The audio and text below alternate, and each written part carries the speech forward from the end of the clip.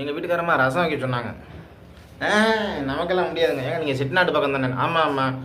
அப்போ நீங்கள் ரசம் வைங்க, நடிக்காதீங்க வைங்க அப்படின்னோன்னா வச்சுட்டு சொல்லிட்டு போயிட்டாங்க. நான் என்னடா பண்ணுறது அப்படின்ட்டு, ஆகா ஊர் பேரை சொல்லி உசுப்பேத்தி விடுறாளே அப்படின்ட்டு பக்கத்தில் போய் ஒரு அம்மாட்ட கேட்டேன்.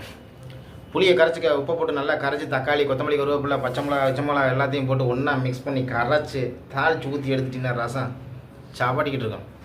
சரி அப்படி அதே மாதிரி செஞ்சுட்டு படுத்துட்டேன்.